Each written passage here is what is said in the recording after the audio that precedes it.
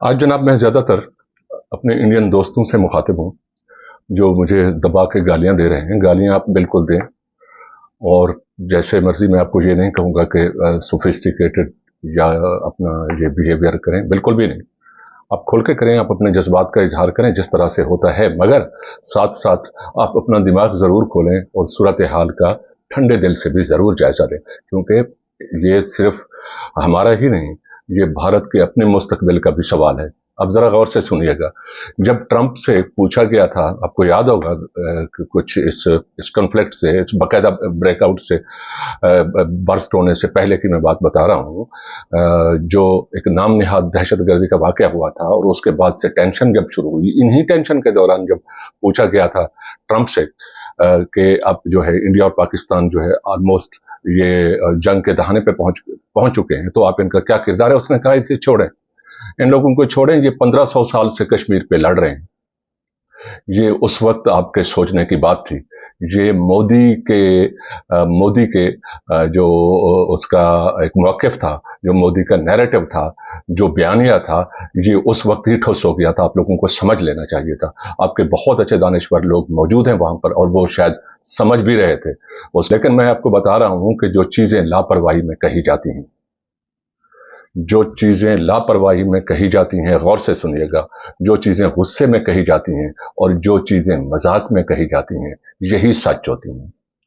जो होश में बैठ के, समझ बूझ के साथ, वक्फा दे के, सोच सोच के कही जाती हैं, वो सच नहीं होती, या उनमें से सच को ढूंढना पड़ता है हमेशा। आप तो शहनशाह हो ना फिल्में बनाने के, आप लोग तो शहनशाह हो।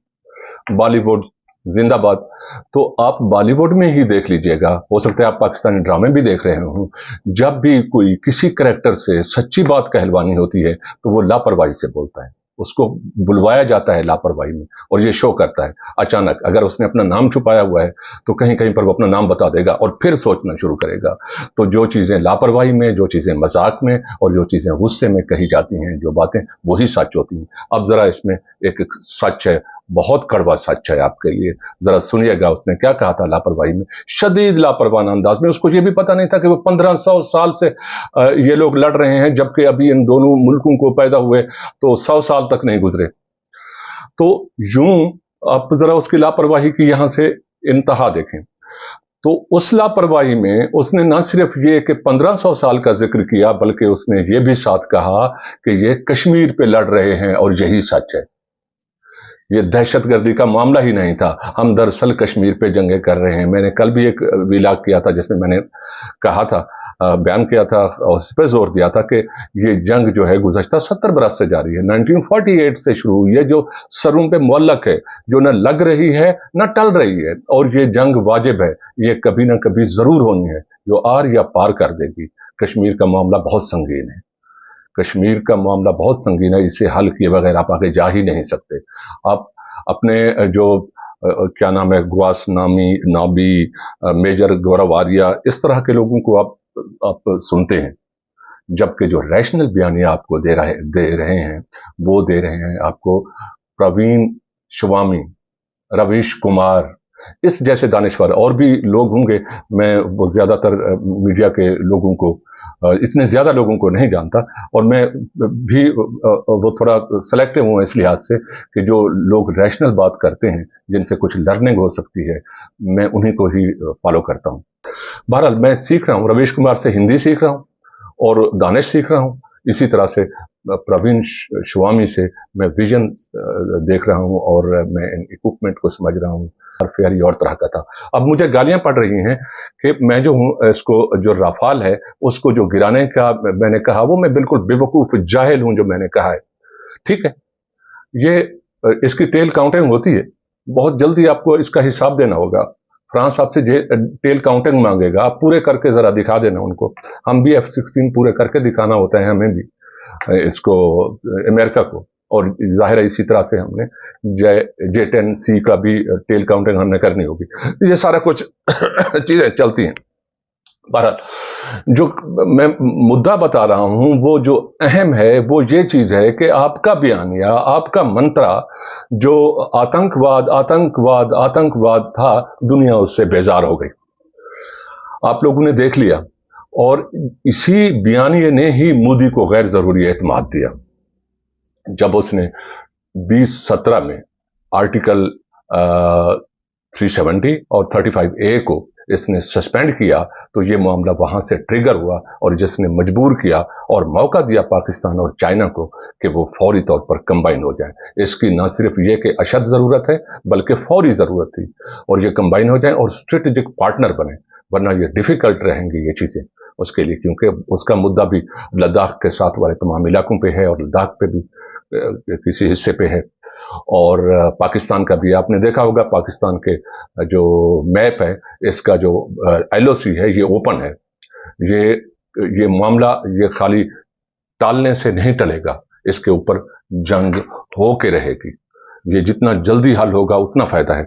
मुझे याद है परवीन स्वामी ने एक दफा कहा था इसी आर्टिकल के मुअत्तल होने के बाद, उसने कहा हालात ठीक नहीं रहेंगे, हालात और दिगरगुम होंगे, और अगर भारत चाहता है कि फ्यूचर में उसने अपना विजन कहाँ ले जाना है और किस तरह से विजनरी रहना है, तो बेहतरीन उसके लिए ये होगा कि वो BRI मंसूबे के साथ अटैच हो जाए, कश्मीर को दे, जो उनका हक खुद इरादियत है उनको अपने तौर पर फैसला करने दें, आज़ाद रहना है, किसी कंट्री के साथ रहना है, इंडिया के साथ रहना है, पाकिस्तान के साथ रहना है।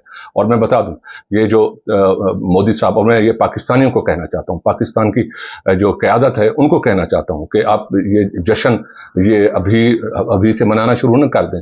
ये जंग ख़त्म नहीं हुई है। जंग जब ख़त्म होगी जब पाकिस्तान के पानियों पे पाकिस्तान का कब्जा होगा। पोजेशन भी उसी का होना चाहिए, जिनके दरिया हैं उन्हीं का पोजेशन अपना होना चाहिए। आपने 37 मुआहदा में ब्यास और सतलज इंडिया को दे दिया था, आप उस ज़बान पे कायम रहें, उसको वहीं ही जाने चाहिए। मगर जहलम, उसके साथ चनाब और उसके साथ सिंध, ये जहां से जिस सरचश्मे से ये निकलते हैं, जहां से टूटते हैं, फराहम थी बात to the Indian occupied Kashmir, ये सारे का सारा कब्जा इस पे पाकिस्तान का होना चाहिए। वरना ये मोदियत की जो एक हिंदुत्व सोच है, हिंदुत्व से भी कहीं मोदियत जो है वो आगे बढ़ चुकी है। मोदियत और यहूदियत ये मिल के आपको प्यासा मारने का प्लान कर रहे हैं, ये यजीद हैं। आप जरा गौर से सुनिएगा, अब मैं इंडियंस को फिर मुखातिब हूं। आप देखिएगा कि इसी मोदी ने 2017 में पाकिस्तान और चाइना को मजबूर किया कि वो फौरी तौर पर एक दूसरे के स्ट्रेटेजिक पार्टनर बने। वो बन गए, फौरी तौर पर बन गए, और उसका मुजाहरा भी कर दिखाया आपको बालाकोट वाले इशू के ऊपर। फिर आगे चल के उसने यहां पे खामोश नहीं हुआ, बल्कि उसने इसके ऊपर बढ़ के मारी कि देखो हमने आर्टिकल मुअत्तल कर दिए, आर्टिकल मनसूख कर दिए, और इसको, इस टेरिटरी को अपना एक यूनिट बना दिया। अब अगर किसी में दम है, वो उस वक्त कांग्रेस को मुखातिब था, तो वो इसको वापस करके दिखा दे। ठीक है, तो यूं वो अपनी इस अचीवमेंट पर, ये पता नहीं किसी कॉन्फ्रेंस में तो मैंने इसे बोलते हुए नहीं देखा, और जब ये बाहर जाता है तो इसको जफ्फियां लगाने का बहुत शौक है, तो जफ्फियां मार मार के जो है इसका ये ख्याल होता है कि इसी तरह से ये जो बैनुल अक़वामी मामलात हैं ये जफ्फी के उस पे प्लेटफॉर्म पे चल रहे होते हैं। ऐसा नहीं होता, बिजनेस पे चलते हैं। खैर, उसके बाद जनाब अजीत दोवल डॉक्ट्राइन आ गई। अजीत दोवल डॉक्ट्राइन जो आपका फलासफर है, उसने कहा कि हम पाकिस्तान को इस तरह से मारें कि हम प्रॉक्सी वार लड़ें।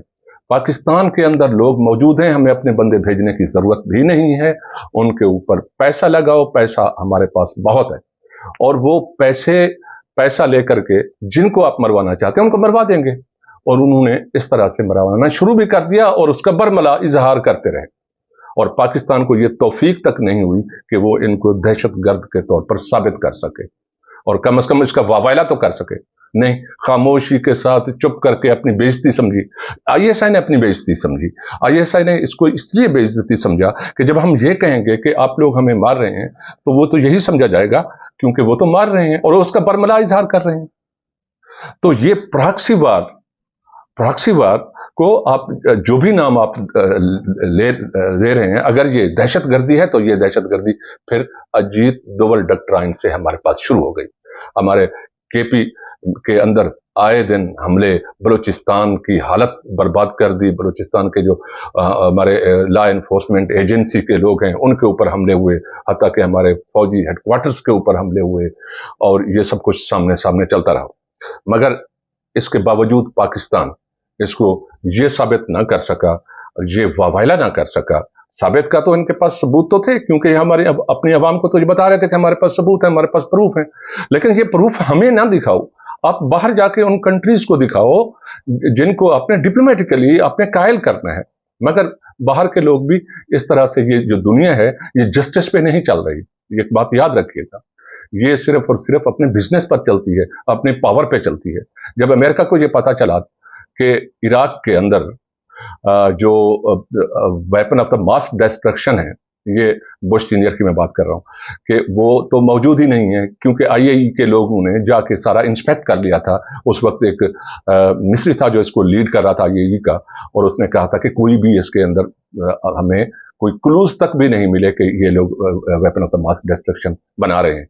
मगर अमेरिका ने जाके वहां पर हमला कर दिया कि मैं वो वेपन ऑफ मास डिस्ट्रक्शन को न्यूट्रलाइज करेंगे, और हम उनको कैच करेंगे, और हम पकड़ेंगे और दुनिया को दिखाएंगे।